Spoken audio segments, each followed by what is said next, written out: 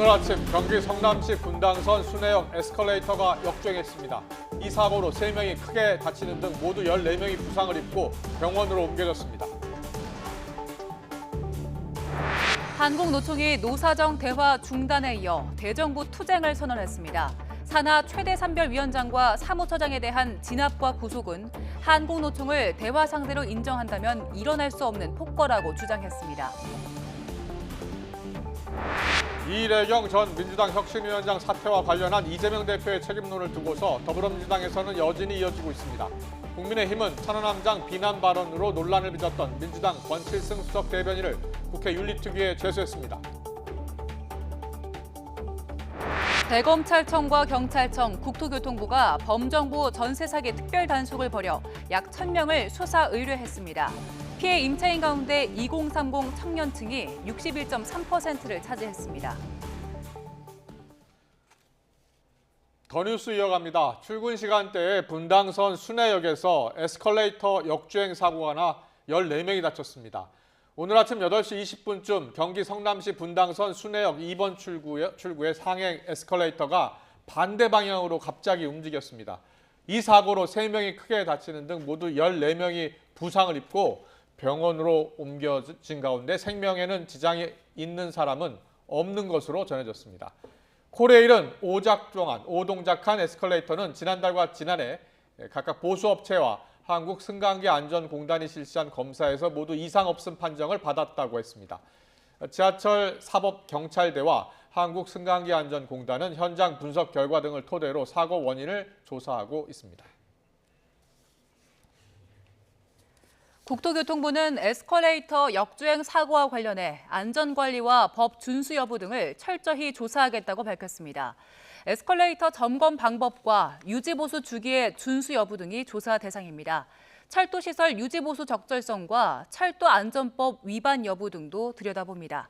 국토부는 철도안전감독관과 교통안전공단 검사관 등을 현장에 급파했는데 조사 결과 유지보수 등에서 위반 사항이 발견되면 시정 조치할 예정입니다. 사회적 대화기구인 경사노위 참여 중단을 선언한 한국노총이 정권 심판 전면 투쟁을 선언했습니다. 한국노총은 용산 대통령 집무실 앞에서 기자회견을 열고 한국노총 최대 산별위원장과 사무처장에 대한 폭력 진압과 구속은 한국노총을 사회적 대화의 주체이자 상대로 인정한다면 결코 일어날 수 없는 폭거라고 비판했습니다. 그러면서 윤석열 정부의 법과 원칙은 공권력을 무기로 노동계를 진압해 굴복시키겠다는 말과 다르지 않다면서 노동자 전체를 적대시하고 탄압으로 일관하는 정권을 심판하겠다고 밝혔습니다.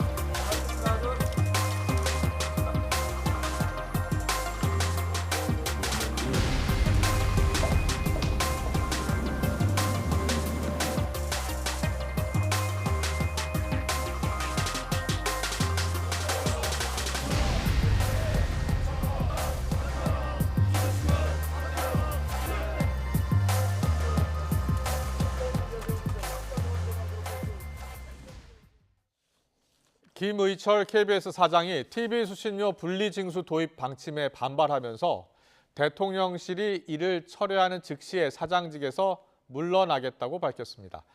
김 사장은 KBS의 미래를 함께 논의하자면서 윤석열 대통령과의 면담도 요청했습니다. 기자회견 내용 들어보겠습니다. 이번 대통령실의 분리징수 추진은 공영방송의 근간을 훼손하는 중차대한 사안입니다. 이 유중한 상황 앞에서 KBS 사장으로서 무거운 결심을 했습니다. 만일 전임 정권에서 사장으로 임명된 제가 문제라면 제가 사장직을 내려놓겠습니다. 그러니 대통령께서는 공영방송 근간을 뒤흔드는 수신료 분리징수 추진을 즉각 철회해 주십시오. 수신료 분리징수 추진이 철회되는 즉시 저는 자리에서 물러나겠습니다. 또한 아시아 공영방송을 대표하는 KBS의 미래와 발전을 위한 방안을 전달하기 위해 이 자리에서 대통령님과의 면담을 정식으로 요청드립니다. 대검찰청과 경찰청, 국토교통부가 범정부 전세 사기 특별단속 중간 결과를 발표했습니다. 국토부는 지난해 7월부터 지난달까지 조직적인 전세 사기 의심 사례 1,322건을 선별해 관련자 970명을 수사 의뢰했다고 밝혔습니다. 국토부가 전세 사기로 의심되는 거래의 지역별 보증금 피해 규모를 조사해봤더니 전체 피해액 2,445억 원 가운데 서울 강서구가 833억 원으로 가장 많았고 경기 화성이 238억 원, 인천 부평이 211억 원 순으로 조사됐습니다. 또 피해 임차인 558명 가운데 2030 청년층이 61.3%로 절반 이상을 차지했습니다. 역전세 현상이 하반기에는 더 심화할 걸로 보이는데요. 정부가 다음 달부터 전세금 반환을 위해 대출 규제를 일부 완화하기로 했습니다. 추경호 부총리 겸 기획재정부 장관은 오늘 서울 프레스센터에서 열린 관훈클럽 초청 토론회에서 이같이 말했습니다.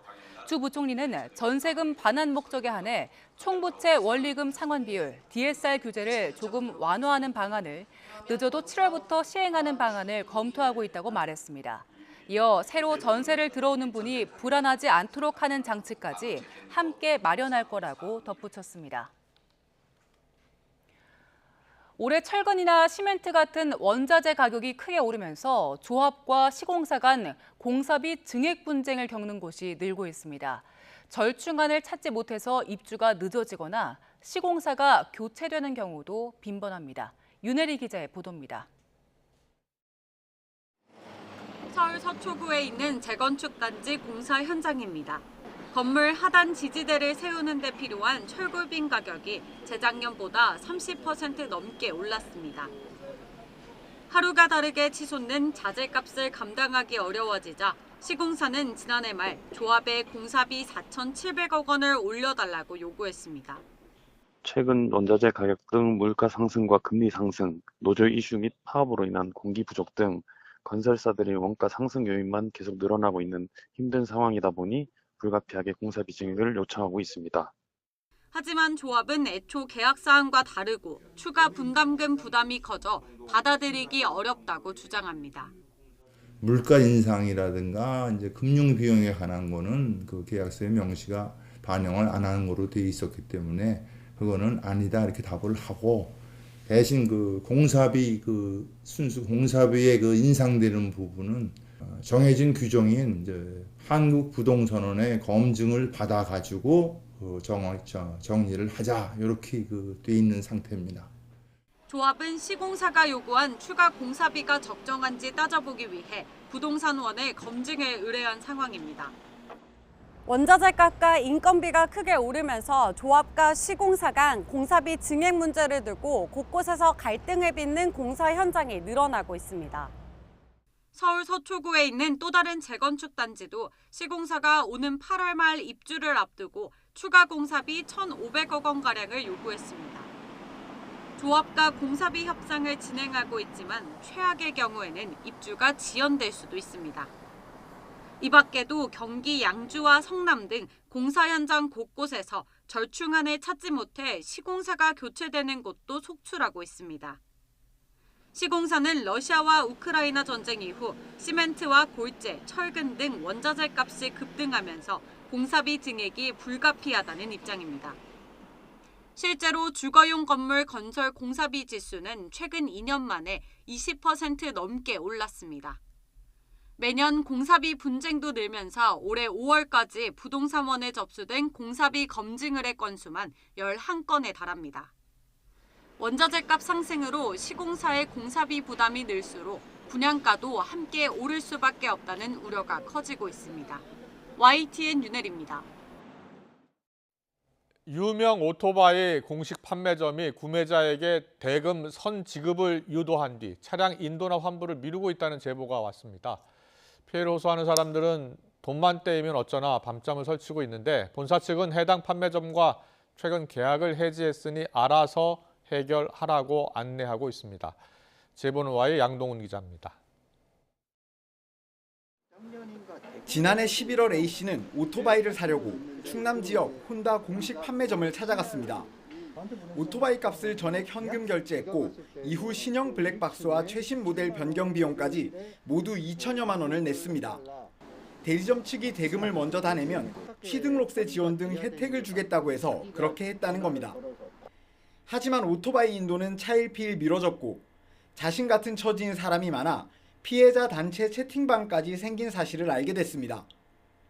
사기당하신 겁니다 라고 여기 답글이 이렇게 쫙 올라오더라고요. 피해자의 모임이라고 하는 모임까지 있었다라고. 돈을 떼이면 어쩌나 하는 생각에 판매점 본사에 전화를 걸었는데 황당한 답변이 돌아왔습니다. 혼다코리아 측은 3개월 전 해당 지점과 판매점 계약을 해지했다며 계약자가 직접 해결하라고 안내했습니다. A씨 등은 공식 판매점 효력이 있을 때 이뤄진 계약조차 본사가 나몰라라 하는 것에 대해 무책임한 처사라고 비난했습니다. 책임을 회피한다고 느꼈고 꼬리 자르기를 한다고 하는 그런 생각을 많이 들었습니다. 이 회사에서는 지난해에도 비슷한 사건이 발생했습니다. 대구 판매점에서 점주가 100여 명에게 오토바이 대금만 받고 잠적한 겁니다. 피해자들은 이때 혼다코리아가 뒤늦게 보상하겠다는 입장을 냈는데 10개월이 지난 지금까지 돈을 돌려받지 못했다고 말했습니다. 판결 확정 난 지도 한 달이 넘었는데 아직 아무 공지도 없고 그래가지고 무책임하다고 생각해요. 혼다코리아 측은 달서점 피해자들에 대한 보상 방안을 준비하고 있다는 말만 되풀이했습니다. 충남 판매점에서 발생한 문제에 대해서는 어떤 답변도 내놓지 않았습니다. 따로 간판에 표시해둔 내용은 없지만 이 판매점은 계약 해지 후 석 달이 넘게 지난 지금도 혼다라는 이름을 쓰며 영업하고 있습니다. 혼다 바이크샵입니다. 판매에서 AS까지 모든 걸 책임지겠습니다. 점주는 출고가 늦어진 건 오토바이 수급 문제 때문이고 고객이 요구하면 조금 늦더라도 환불해주고 있다며 절대 사기가 아니라고 해명했습니다. 실제로 몇 명에게는 환불을 해준 사실이 확인됐습니다.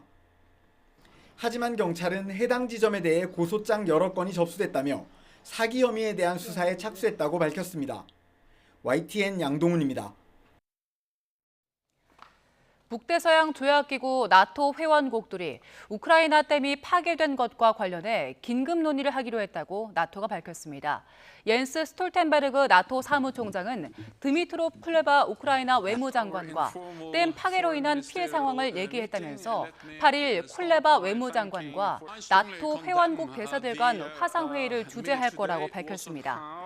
회의에서는 댐 파괴로 인한 피해와 이로 인해 전황에 미칠 영향을 공유하고 나토 각국의 추가 지원 방안을 논의할 걸로 보입니다. 블라디미르 푸틴 러시아 대통령이 우크라이나의 카호우카 댐이 폭발로 파괴된 건 야만적 행위라며 우크라이나 측에 책임을 돌려 비난했습니다. 크렘린궁은 푸틴 대통령이 현지 시간 7일 튀르키예 대통령과 통화하면서 댐 폭파에 대해 대규모로 환경, 인도적 재앙을 초래한 야만적 행위라고 말했다고 전했습니다. 이어 푸틴 대통령이 통화에서 우크라이나가 서방 기획자들의 제안에 따라 적대 행위 고조에 의존하면서 전쟁 범죄를 저지르고 있다고 지적했다고 덧붙였습니다. 세계에서 가장 활발한 화산은 미국 하와이 킬라우에아 화산인데요. 이 화산이 다시 용암을 분출하기 시작했습니다. 미 당국은 경계 수준을 올리고 항공기 운항에 주의 조치를 내렸는데 화산 가스로 인한 인체와 가축, 또 농작물의 피해가 우려됩니다. 이종수 기자입니다. 하와이 섬 킬라우에아 화산이 석 달 만에 다시 분화 활동을 시작했습니다. 하와이 화산 관측소는 현지 시각 7일 새벽 4시 44분쯤 화상 정상부 분화구에서 폭발이 시작됐음을 보여주는 빛을 감지했다고 밝혔습니다. 관측소는 용암이 분화구 바닥에서 15m 높이로 계속 솟구치는 상황을 웹 카메라로 확인했습니다.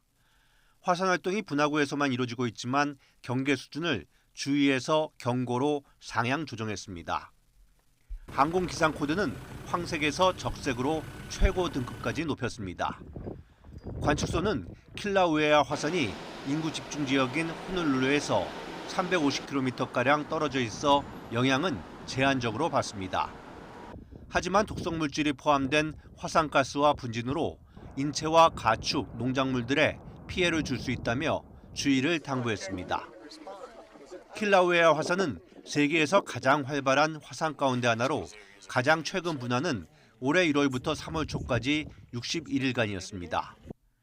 앞서 2018년 5월 초부터 대규모 분화가 한 달 넘게 계속되면서 정상 부분 지표면 모양이 크게 바뀌기도 했습니다.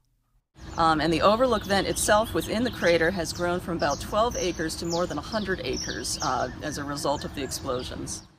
분화와 함께 지진도 잇따라 발생해 700채의 주택과 건물이 파손되는 피해를 냈습니다. YTN 조수입니다. 민주당 이재명 대표가 이래경 혁신위원장 낙마 사태에 무한 책임 이렇게 언급한 것을 놓고서 비명계에서 대표 사퇴 목소리 나오자 친명계 의원들 오늘 일제히 라디오 프로그램에 출연을 해서요. 원론적 이야기다. 또 기승전 사퇴냐? 일제히 엄호에 나섰습니다. 역시 비명계 이상민 의원 오늘도 라디오에 나왔는데요. 무한 책임을 질 방도는 대표직 사퇴뿐이라고 목소리를 높였습니다. 하지만 당내 중진 의원 안민석 의원은 서로가 서로를 증오하는 심리적인 분당 상태가 되는 것 같아서 걱정이 된다라고 우려했습니다. 자, 어제 무한 책임을 언급했었던 이재명 대표 오늘은 후임 위원장 인선과 관련해서 많은 분의 의견을 듣고 있다며 더 나은 혁신을 해나가는 게 문제 해결 방법이다라고 밝혀서 사퇴에는 선을 긋는 모습이었습니다. 오늘 국민의힘 하태경 의원도 이 대표가 절대 사퇴하지 않을 것이라면서 이래경 혁신위원장의 과제가 비명계 축출이었다면서 춘익 쿠데타의 실패로 본다고 주장했습니다. 자, 오늘 친명계 의원들 3명 목소리 듣고서 더 정치 풀어가겠습니다. 틈만 나면 대표 사퇴하라는 그런 내부의 주장이 있잖아요. 이건 온당치 못한 거라고 봅니다. 외부의 강한 적에 의해서 무너지는 게 아니라 내부의 분열과 균열로 지는 것이거든요. 몇 차례 대한 경고에도 개선되지 않으면은 좀 중징계도 할 필요가 있다. 징계도 필요하다고. 지금 대표가 사퇴하게 되면 전당대회를 다시 열어야 됩니다. 그게 말이 되는 얘기입니까? 지금 이런 중차대한 시기에 다시 민주당이 전당대회 어떻든 그런 소용돌이에 빠진다고 하는 것은 당을 더 위기에 빠뜨리는 거죠. 기승전 사퇴로 모든 사안에서 판단한다면 사실은 당대표 한 달에 한 번씩 뽑아야 되는 거 아닙니까? 윤석열 대통령도 잘못이 있으면 후쿠시마 오염수 문제 관련해서 잘못이 있으면 바로 사퇴합니까? 그러지 않잖아요. 네, 어떻게 들으셨습니까? 오늘의 전국 현안 짚어보겠습니다. 홍석준 국민의힘 의원, 김원희 더불어민주당 의원 나와 계십니다. 어서 오십시오. 안녕하세요. 네, 반갑습니다. 안녕하십니까? 예, 이재명 대표가요. 어제 무한 책임을 지겠다라는 말을 한 것과 관련해서 여러 해석이 나오고 있습니다. 일단 친명계 의원들은 대부분 원론적인 수준의 답변이었다. 기자들이 물으니까 이렇게 이야기했는데 그렇게 보세요? 그러니까 일단 본인이 그 신중치 못했다라는 사과인 것 같고요. 그리고 사과인 것 같다. 네, 사과죠. 뭐 무한 책임을 지겠다. 잘못한 것을 인정한 거잖아요. 그리고 좀 더 많이 소통하고 좋은 사람 찾아내겠다라고 하는 다짐 이런 것 같아요. 그러니까 이번 경위를 보면 아마 이재명 대표가 제야 원로분들에게 우리 혁신위원장 할 만한 사람 추천해 주세요 부탁한 것 같고 함세웅 신부님이 아마 이래경이요? 이래경 우리 대표님을 추천해 주셨고 아마 그분의 추진력과 뭐 소신 이런 걸 높게 샀겠죠. 근데 결국은 이재명 대표가 존경하는 시민사회 원로들이 추천한 것을 너무 지나치게 믿고 검증에 소홀한 건 사실이잖아요. 그런 부분에 대한 어떤 신중치 못했다는 것에 대한 자기 책임 혹은 뭐 이런 것들을 좀 강조하신 것 같고 좀 앞으로 소통하면서 더 좋은 사람을 추천받겠다고 하셨으니까 그거 좀 이따가요. 그 얘기할 그럼 겁니다. 뭐 어쨌든 그런 과정들을 좀 더 갖겠다고 하는 다짐으로 보여집니다. 자, 그런데요. 그 무한 책임을 지는 게 대표가 하는 일이다라고 한 발언이 사과냐 아니냐를 놓고서 여러 이야기가 있는데 친명계 좌장이라고 할 수 있는 정성호 의원은 그래도 대표가 유감 정도는 표명해야 되지 않느냐라고 이야기했어요. 그렇게 보면 원론적인 답변이다. 그러니까 사과는 아직 한 것은 아니다. 이렇게 이해하는 것 같은데. 저는 그 정성호 의원이든 누구든 간에 뭐 그런 절차가 과정이 필요하다면 하면 되겠죠. 예. 근데 어쨌든 무한 책임을 강조한 것은 제1야당의 대표로서 어떤 이런 사태가 벌어진 거에 대한 본인의 책임을 분명히 공감하고 있다라고 하는 점을 분명히 한 것이기 때문에 예. 뭐 여기에서 좀 더 나가서 공식적인 사과를 하는 것도 의미는 있을 거라고 봅니다. 그렇군요. 자, 홍석준 의원 이야기 들어보겠습니다. 홍 의원님은 어제 이재명 대표의 무한 책임의 의미를 어떻게 읽고 계셨어요? 요즘 이재명 대표가 좀 곤란한 질문이라든지 곤란한 상황을 받게 되면 네. 좀 유체 이탈식 화법을 쓰는 경우가 많습니다. 예를 들어서 돈봉투 사건이라든지 김남국 의원의 코인 사건을 질문을 받으면 뭐 우리 당 의원들 뭐 김연아 의원은요 뭐 이런 식으로 네. 유체 이탈법 화법을 썼는데 어제도 기자들로부터 뭐 이렇게 이야기를 들으니까 무한 책임이다 이렇게 하는데 사실은 본인이 어떻게 하겠다는 언급은 하나도 없고 네, 네. 그냥 일반론적인 어떤 원칙론적인 이런 이야기를 하는 것은 무한 책임이 아니라 당 대표로서는 극히 무책임한 발언이다. 네. 그리고 또 최소한의 어떤 사과라든지 유감 표명 없이 이렇게 지나가는 것은 본인의 있던 그런 책임을 인정하지 않고 네. 본인의 있던 그런 어떤 시간대로 계획대로 가겠다 이런 어떤 의지의 또 표명이 아닌가 생각합니다. 네.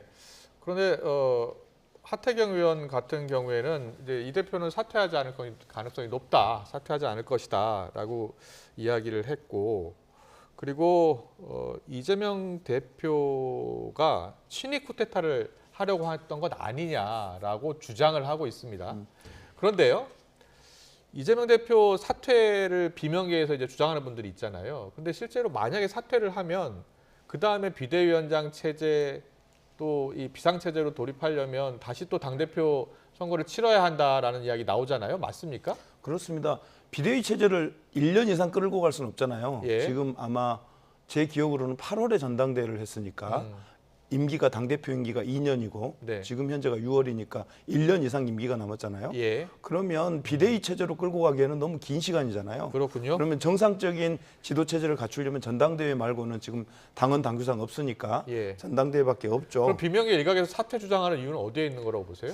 저는 그런 주장을 하시는 부분들은 일단 무책임한 거다라고 봅니다. 저는 친명도 비명도 아닌 사람입니다만은 네. 이 상황에서 지금 윤석열 정부가 검찰을 동원한 탄압 전쟁을 벌이고 있다. 공안 탄압 전국이란 말이에요. 예. 민주당뿐만 아니라 노동계, 그다음에 KBS, MBC 등 방송 장악 시도, 예. 그리고 선관위 장악 시도까지 벌이는 사회 전방위적인 공안 탄압을 자행하고 있는 전쟁의 시기인데 예. 이 시기에 가장 중요한 역할을 해야 되는 민주당의 당대표, 사령관 역할을 하는 민주당 당대표를 바꾸자?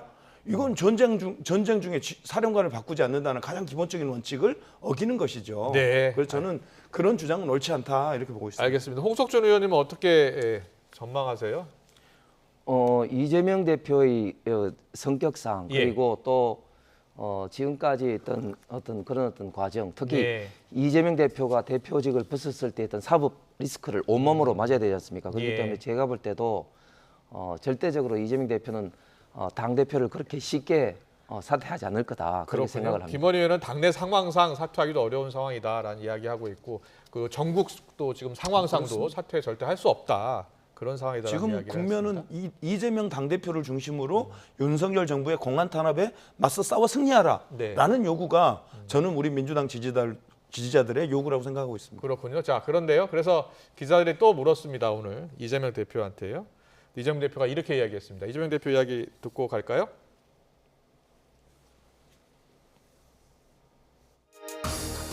인사 실패로 분당이나 비대위 이런 얘기까지 나오고 있는데 좀 이번 위기 극복 어떻게 하실 생각일까요? 네, 더 훌륭한 이제 인재를 발굴하고 많은 분들의 의견을 들어서 더 나은 혁신을 해나가는 게 문제 해결의 방법이겠지요. 스님 단 혁신위원장 인선은 좀 어느 정도로 지금 진행이 되고 있나요? 네. 많은 분들의 의견을 듣고 있습니다. 이래경 씨인가요? 그분 혁신위원장이 왜 이렇게 시끄럽냐? 그분 과제가 뭐였냐면 비명계 축출이었거든요. 반 이재명 관련된 사람을 축출하는 게 혁신이다. 이런 생각을 가지고 있는 것이고 이재명의 비명 축출 쿠데타가 일종의 진위 쿠데타 실패 이렇게 보입니다. 사퇴 절대 안 합니다. 그냥 보세요. 자, 이재명 대표 어제 무한책임이라는 발언을 했고 오늘은 더 나은 혁신이 바로 여러 문제를 해결하는 방법이다라고 언급했습니다. 자, 이것을 어떻게 또 해석하는지 듣고 싶어요, 김문희 의원님. 더 나은 혁신은 말 그대로 뭐 우리 이재명 당대표 발언에서도 나왔습니다마는 더 듣겠다, 소통하겠다, 함께 좋은 사람 찾아서 그분에게 혁신의 역할을 맡기겠다라고 하는 얘기고요. 그 지금 이재명 당대표의 가장 측근 중에 한 명인 김영진 정무조정실장이 지금 원내 대표단에게 좋은 분 있으면 추천해달라고 요청까지 했다는 게 추천을 지금 받은 겁니까? 그 앞서 지금 3주 동안 준비했었잖아요. 아마 그 과정도 있었을 것 같고 지금 다시 또 이제 이래경 씨가 물러난 마당에 다시 한번 좀 더 좋은 분을 추천해달라는 그런 요구일 것 같습니다. 그렇다면요. 지금 당내 인사 추천 인사 가운데 김부겸, 유인태, 이탄희 의원들이 거론되고 있다는데 맞습니까? 저도 기사 봐서 알았고요. 그분들 김부겸 전 총리 좋은 분이고요. 유인태 전 의원은 미스터 쓴소리 아닙니까? 전 사무총장. 당을 위해서 쓴소리를 아끼지 않고 있는데 그런 분들도 나쁘지 않고 이탄희 의원도 소장 개혁파로서 자기 목소리를 내고 있는 이탄희 의원도 좋고 또 일각에서 얘기되고 있는 원혜영 전 의원님도 아주 좋은 분이고요. 결국은 내부 인사로 갈 가능성이 큰 거예요? 아니죠. 꼭 그렇지는 않을 것 같아요. 그거는 아직 지금 거론되고 있는 분들이 그분들이라는 거니까요. 저는 정말 좋은 분이 들어와서 당을 혁신했으면 좋겠습니다. 그렇군요. 자, 홍석주 의원님은요? 지금 혁신을 바라보는 시각이 친명계와 비명계가 다른 것 같습니다. 지금 비명계에서는 이제 혁신은 이재명 대표의 사퇴라고 보고 있죠. 그다음에 이제 그 친명계에서는 대의원제 폐지라든지 또 새로운 어떤 시각을 보기 때문에 지금 이재명 대표의 입장에서는 본인이 생각하는 어떤 혁신은 비명계가 생각하는 혁신이 아니라 따로 있는 것 같습니다. 이 새로운 혁신위원장 후보로 김부겸 전 총리, 유인태 전 사무총장, 이탄희 의원 어떻게 보세요? 아마 지금 당내에서는 아마 찾기가 힘들 겁니다. 그렇기 때문에 자꾸 이제 당내 이야기가 나오기 때문에 아마 당외에서 못 찾을 때는 이분들 중에 또 다른 분들이 있을 수 있겠죠. 이분들 중에 될 가능성이 제가 볼 때도 많을 것 같습니다. 그리고 어제 이제 무한책임 발언했고 오늘 더 나은 혁신이 문제 해결 방법이다. 더 좋은 사람을 찾아야겠다라고 한 발언의 배경은 어디 있다고 보세요? 결국은 그만큼 지금 이재명 대표가 지금 현재 여러 가지로 위기, 지금 사법 리스크도 그렇지만 지금 이제 리더십 리스크까지 걸렸지 않습니까? 그렇기 때문에 이런 어떤 차원에서 비명계, 반명계를 좀 돌파하기 위한 어떤 시각적 그러니까 프레임을 바꾸려는 어떤 그런 어떤 생각에서 이런 어떤 용어가 새롭게 자꾸 나오는 것 같습니다. 오늘 안민석 의원이 심리적 분당이라는 표현을 썼잖아요. 서로가 서로를 이제 미워하고 갈등 겪는 상황이 지금 오고 있는 것 아니냐. 저는 안민석 의원님이 좀 지나친 판단이라고 보고요. 저는 민주당이 이거보다 더한 혼란도 겪었고요. 갈등도 겪었고요. 실제 분당된 적도 있고요. 여러 어떤 그 정권의 탄압이나 혹은 우리 내부의 문제로 인해서 여러 곤란한 상황을 물론 겪었지만 안민석 의원이요. 분당될 가능성은 없다라고 전제를 했어요. 그렇습니다. 그러니까 전제하고. 그런 상황을 슬기롭게 잘 극복해 온 정당입니다. 그래서 2010년, 2012년, 2017년, 2020년 총선에서 우리 국민들의 어떤 선택을 받은 거 아니겠습니까? 지금 국민들의 회초리를 받고 있는 거 분명한 사실인데 다시 정신 차리고 저는 일어설 수 있다 이렇게 믿고 있습니다. 자, 홍석준 의원님은 그 민주당 내에 좀 갈등이 좀 심하잖아요. 그러다 보니까 안민석 의원 같은 경우에는 또 당내 중진 의원이고 이게 심리적인 분당 이게 우려된다, 걱정이다라는 표현을 했어요. 어떻게 보세요?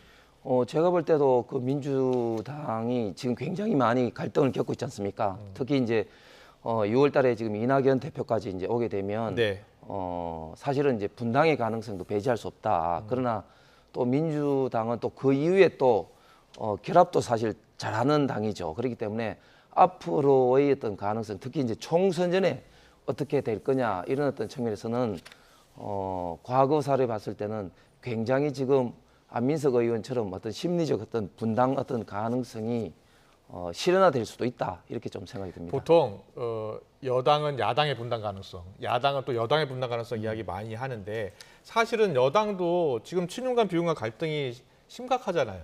그 비윤계 같은 경우에는 지도부에 다 친윤계만 있다, 친윤계 일색이다라고 이야기하고 있고 실제로 비윤계는 지금 당내 지도부에 거의 없지 않습니까? 저희들은 사실은 비윤계가 사실은 거의 없죠. 거의 없고 그리고 네. 또 지난 이제 보수 정권에서 이제 바른미래당 어떤 그런 어떤 분당의 어떤 뭐랄까 어떤 그 역사적 교훈이랄까 예. 그런 어떤 학습 효과로 인해서 분당하면은 공멸한다 이런 어떤 의식이 좀 있기 때문에 가하고 같은 그런 어떤 분당의 가능성은 거의 없다고 봅니다. 저도 뭐 예. 저도 어떻게 보세요? 자, 상대당 보는 때. 뭐 예. 제가 상대당의 상황에 대해서 그걸 얘기하는 것이 네. 좀 약간 안 좋을 수 있습니다만은 사실은 국민의힘도 그렇고 민주당도 그렇고 과거에 여러 어려움을 겪으면서 국민의 사랑을 받아서 여기까지 온 거 아닙니까? 예, 예. 저희는 슬기롭게 극복했으면 좋겠다는 걸 전제로 예, 해서요. 예. 우리가 말씀하셨던 대로 이명박 대통령이 집권했을 때 친박을 싹쓸이했었죠. 네. 그래서 친박연대를 만들었던 사실이 있고 또 박근혜 대통령이 집권하면서 MB계가 씨가 말랐던 적이 있죠. 네. 그런 과거가 있는 아픔이 있는 정당이라는 걸 충분히 이해하고 있고 지금 슬기롭게 잘 극복하고 계시는 거잖아요. 네. 우리 민주당에게도 응원해 주세요. 알겠습니다. 자, 지금 이제 민주당 상황까지 짚어봤는데요. 노동계와 정부 사이의 공식적인 대화 창구가요 지금 사실상 닫혔습니다. 그동안 정부와 마주 와서 협상했었던 한국노총이 노동계에 대한 정부의 강경 대응에 맞서겠다면서 대통령 직속이죠. 경제사회노동위원회에 참여하지 않겠다고 선언했습니다. 여야 목소리 듣고 오겠습니다. 한국노총이 정부의 노동 탄압에 항의하면서 경제사회노동위원회에 참여하지 않기로 했습니다. 곤봉과 캡사이신과 살수차로 무장하고 노동을 적으로 삼는 정부와 더 이상 대화하지 않겠다는 것입니다. 윤석열 대통령에게 촉구합니다. 헌법이 보장한 모든 국민의 노동 3권을 존중하십시오. 노동계를 우리 사회의 중요한 한 축으로 인정하고 대화에 나서기 바랍니다. 노동개혁이라든지 노동 문제에 있어서 여러 가지 지금 해결할 문제들이 많은 상황에서 한 축인 한노총이 탈퇴가 아니고 이제 잠정 참여 중단을 선언한 것에 대해서 굉장히 아쉽게 생각하고 대화에 참여하려면 아무래도 우리가 좀 폭을 좀 넓혀줘야 되지 않겠습니까? 대신에 넓혀주는 대신에 노조도 기득권을 어느 정도 내려놓는 방식의 또 그런 어떤 대응이 있어야 되겠죠. 네, 지금 일단 탈퇴는 아직은 아니고요. 일단 대화 중단을 선언한 상황인데 이양수 원내수석 부대표 국민의힘 노조의 기득권을 내려놓는 방식의 대응이 있어야 한다라고 하면서 조건을 제시한 것 같거든요. 네. 네. 사실 경사노위가 만들어지고 난 다음에 계속 민노총, 한노총 탈퇴와 참여를 이제 반복해 왔습니다. 네, 네. 사실 이번에 한노총이 탈퇴 참여를 거부를 한 것은 상당히 좀 아쉬운 감이 있는데 사실 이번에 직접적인 도화선이 된 거는 이제 광약 제철에서 예. 불법 시위를 하면서 경찰에게 곤범과 그리고 정글도로 휘두른 그 금속 그 노조 산하의 예. 어떤 간부를 경찰이 이제 진압한 그것이 이제 직접적인 어떤 계기입니다만은 근본적 예. 간접적으로는 노조의 어떤 재정 공개라든지 이런 어떤 불만이 좀 쌓여 왔었죠. 예, 그래서 정부 입장이고 노조 입장에서는 강경 진압, 그렇습니다. 구속, 그렇습니다. 그것 때문에 지금 예, 그렇습니다. 대화 중단한 예, 거예요. 사실은 이제 경사노위에 참여를 안 하겠다는 이유 치고는 사실은 좀 비합리적인 어떤 그런 이유죠. 그렇기 때문에 예. 이런 측면에 대해서 정부와 마음을 좀 열어놓고 한국노총이 좀 더 이야기를 좀 했으면 좋겠고 예. 그러면서도 또 이제 최저임금위원회는 계속해서 참여한다고 합니다. 그러니까 그게요. 지금 내년도 최저임금 회의를 열어야 되잖아요. 노동계 네네. 대표가 나와야 되잖아요. 그렇습니다. 예. 그러니까 경사노위 참여 안 해도 거기는 참여한다고 이야기를 하는 거죠. 아, 예. 네, 그렇기 때문에 조금 또 태도가 또 일관적이지도 않다 이런 좀 아쉬움을 이야기합니다. 자, 김건희 의원께서는 지금 어떻게 보세요? 정부와 노동계의 대화도 이제 다 중단이 돼 버렸습니다. 지금 방금 우리 송 의원님 말씀 주신 네. 사건의 우선 사건이 어떻게 벌어졌는지 예. 시간대별 상황을 좀 달리 얘기하신 것 예, 같아서 그래서 말씀을 바로 드렸습니다. 잡자보면 예. 농성을 하고 있었고 그 농성에 대해서 불법으로 간주하고 사다리차를 동원해서 강경 진압을 예. 하고 있었고 거기에 저항하는 과정에서의 저항 행위가 있었고 그 저항 행위가 끝났음에도 불구하고 경찰봉으로 얼굴을 가격했어요. 경찰 그 시위 진압 지침에 보면 가능한 얼굴을 때리지 말라고 나와 있는 예. 그 지침까지 어겨가면서 경찰봉으로 피범벅이 될 때까지 얼굴을 가격했어요. 네. 그러면서 이 사단이 벌어지고 있는 거거든요. 여기에 대한 그 어떤 사과나 반성이나 혹은 철회 없이 무조건 조금 뿌려라는 거 아닙니까? 그러면서 살수차, 뭐 물대포, 캡사이신 동원해서 진압하겠다 앞으로 이 얘기까지 하고 있는 마당인데 한국노총이 그동안에 여러 쌓인 것들도 있겠습니다만은 이 상황만으로 경사노위에 참여해라라고 하는 것은 우리 윤석열 정부와 경찰의 이 과잉 진압에 대한 분명한 태도와 사과 없이 예. 이게 가능하겠는가라는 생각이 드는 거예요. 그렇군요. 지금 노동계는 분명한 사과와 선 조치가 필요하다는 입장인데요. 네. 또 정부의 생각은 지금 노동계가 어느 정도 또 양보를 해야 된다고 하니까요. 평행선을 달리고 있는 상황입니다. 그런데요, 오늘 여당 의원 하태경 의원이 이런 말을 했어요. 경사노위 재편 주장을 얘기했어요. 그러니까 경사노위 노동계 대표로 한국노총, 민주노총이 독점하고 있는데 그 비중을 뭐 MG 노조 등 참여해서 조절할 필요가 있다라고 본다라는 이야기 했는데 이게 여당 내에서 이런 인식이 있습니까? 그에 앞서서 물대포라든지 캡사이징 이런 것은 사실은 노동계가 아니고 예. 불법 시위에 대해서 원칙적으로 대응하겠다는 예. 그런 의미인 알겠습니다. 거죠.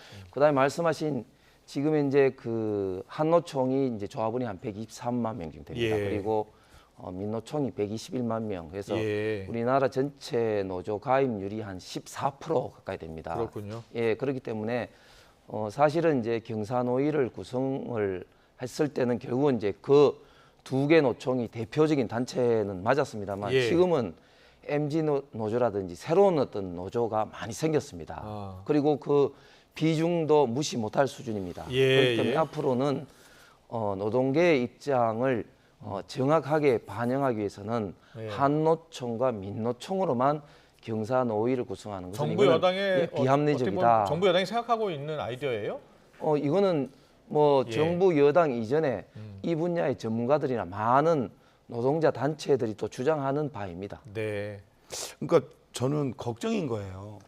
지금 윤석열 정부 하에서 노동개혁 혹은 노동정책을 근본적으로 뒤흔드는 중요한 난제들이 있단 말이에요. 최저임금 협상 문제부터 시작해서 노동시간 지금 69시간이라고 해놓고 네. 지금 조정을 못하고 있잖아요. 세 번째 동일임금 동일노동 한다며요. 예. 이 중요한 우리나라의 대한민국의 노동시장을 근본적으로 뒤흔드는 정책을 추진하면서 그 문제의 가장 이해 당사자인 노동계를 무시하고 사회적 지위를 박탈하려고 하고 있어요. 네. 그리고 애써 영향력을 축소 해석하고 있어요. 이러면서 대화를 하겠다면 어느 집단이 아이고 죄송합니다. 그러면 저희들이 꿇고 들어가죠. 어떻게 합니까? 오히려 대화를 하겠다면 그분들에 대한 사회적 지위와 네. 영향력에 대한 신뢰를 보여주는 게 먼저죠. 예. 그런데 경사노위가 민노총, 한국노총 독점하는 구조를 바꿔서 비중을 조절하겠다는 생각을 하고 있는 거에 대해서는 어떤 생각이세요? 말씀드렸잖아요. 한국노총과 민주노총이 지금까지 우리나라 대한민국 노동운동사에서 차지하고 있는 역할이 분명히 있어요. 비중 조절해서는 안 된다라는 생각이 당연하죠. 예. 오히려 키우고 다른 새로운 세력들이 있다면 그분들에 대한 배려를 해야 되는 거지. 이분들의 지분을 줄여서 네. 영향력을 줄여서 거기를 키우겠다고 하는 건 이 비율 자체를 줄이겠다는 의도잖아요. 이게 공식적으로 거론되고 있는 거예요? 논의되고 있는 건 아니죠? 예. 그거는 김은희 의원님 말씀이 좀 이율배반적이죠. 그러니까 일단 비중이 과거에 비해서 많이 커지고 있는 노동자 단체들도 경사노위에 참여를 시키는 그게 과연 만약에 이게 본격적으로 한노총, 추진되면 민노총을 줄이겠다는 한국노총, 그거하고 민주노총 관계가 없죠. 지금 노동계가 크게 반발할 것 같아요. 그거는 이제 두고 봐야 될 일이지만 예. 어쨌든 노동계 전체의 어떤 의견을 모으는 그런 것은 지금 필요하다고 봅니다. 알겠습니다. 자, 경사노위 문제까지 짚어봤고요. 거액의 가상자산 보유 논란, 민주당 탈당한 김남국 의원 이야기 해보겠습니다. 오늘 김남국 의원이 기사에 나왔는데 국민의힘 김성원 의원하고 장해찬 최고위원을 고소했어요. 그러니까 허위사실 적시에 의한 명예훼손죄 고소입니다. 그러니까 지금 국민들이 민주당과 김남국 의원에 대해서 곱지 않은 시선을 보내고 있고 예. 회초리를 들었잖아요. 예. 지지율 저하라고 하는 형식으로.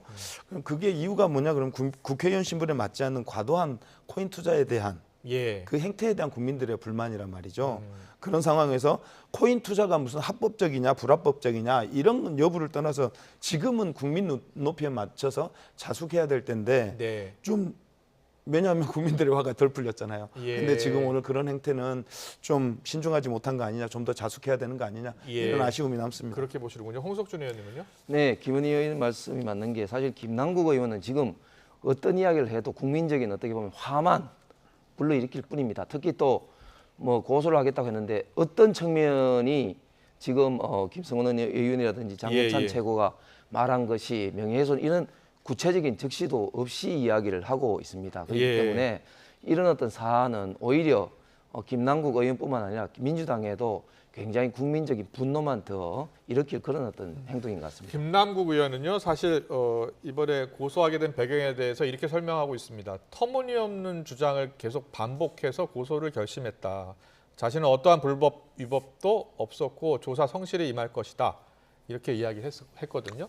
예. 그러니까 지금 맞아요. 김남국 의원 억울할 거예요. 네.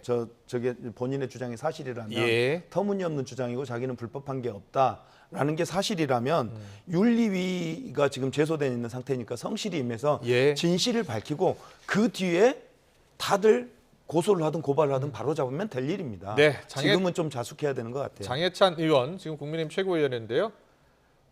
국민적 봉분 사고도 법적 조치로 대응하고 있다라고 이야기를 하면서 부끄러움을 모르는 행위다라고 이렇게 반발을 했고요. 또 김성원 의원 같은 경우도 거래 내역 공개하면 의혹이 정리될 것이다라고 이야기했네요. 네, 그렇습니다. 지금은 김남국 의원은 뭐 사실 밝혀야 될 건 하나도 못 밝히면서 이런 식으로 이야기하는 것은 맞지 않다고 봅니다. 알겠습니다. 자, 오늘 정치권 이슈는 여기까지 듣겠습니다. 지금까지 홍석준 국민의힘 의원, 김원희 더불어민주당 의원과 함께 했습니다. 잘 들었습니다. 고맙습니다. 감사합니다. 수고하셨습니다. 네, 수고하셨습니다.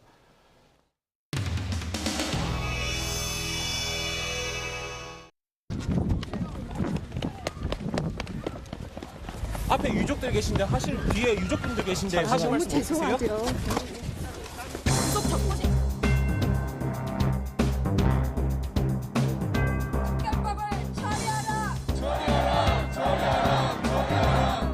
이태원에는 과연 국가가 있었는가라는 질문에 아무도 그렇다라고 답하기 어려울 것입니다. 이런 상황에서 특별법마저 없다면 참사의 진상 규명이 어려워지는 것은 물론이고 피해 구제와 예, 감사합니다. 마지막으로 구호를 몇 개 외치겠습니다. 더불어민주당 아직 없어요. 무작정 온 거에 지금 쓸 수도 있고 뭐 미리 들었으면 뭐 피켓이라도 뭐 만들어 올 텐데 그 박스 같은 거에다 찢어가지고 손으로 엄마들 차에서 오면서 써갖고 왔어요.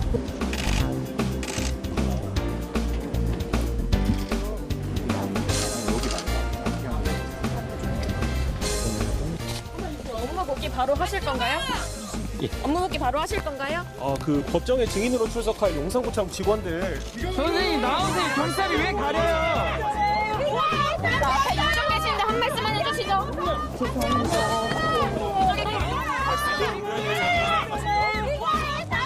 이쪽 계시는데 한 말씀만 해주시죠. 유족들 계신데 하실 말씀 없으십니까? 앞에 좀 터주세요. 바로 복귀하시는 점이시죠. 반장님 끄집어내세요. 끄집어내요. 기자예요. 기자라고.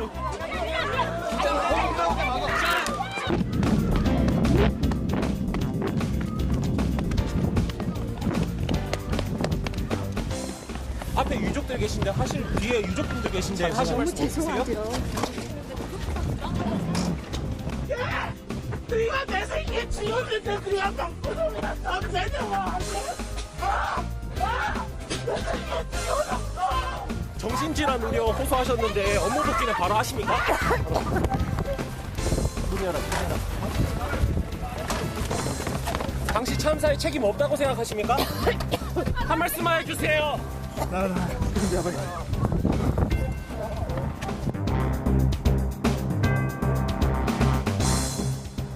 오늘 또 공권력이 저희 유가족들에게 상당한 실망을 주는 날이었습니다.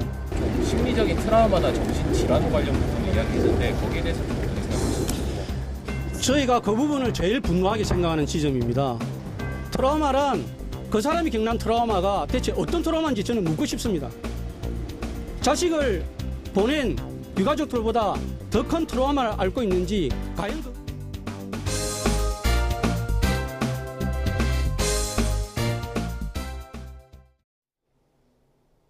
현재 중부와 남부지방의 하늘이 사뭇 다릅니다. 남부지방은 구름만 다소 지나는 가운데 여름 더위가 이어지고 있고요.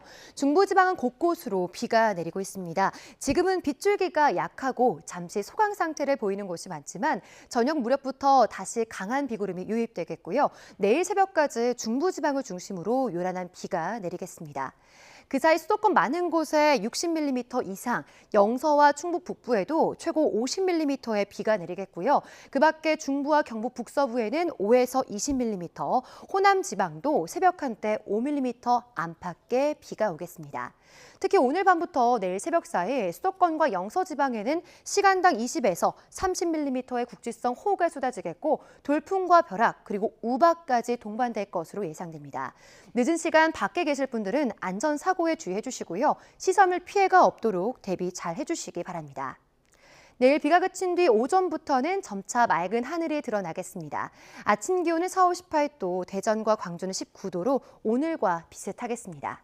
낮부터는 전국적으로 기온이 크게 오르며 서울 28도, 광주와 대구는 30도 등으로 대부분 30도 안팎의 더위가 나타나겠습니다. 다가오는 주말에도 예년보다 더운 날씨 속에 중부지방에는 소나기 소식이 잦겠습니다. 날씨였습니다. 네, 이슈를 더 쉽게 전해드리는 더 뉴스, 내일은 더 준비하겠습니다. 잠시 뒤에는 뉴스큐가 방송됩니다. 시청해주신 여러분 고맙습니다.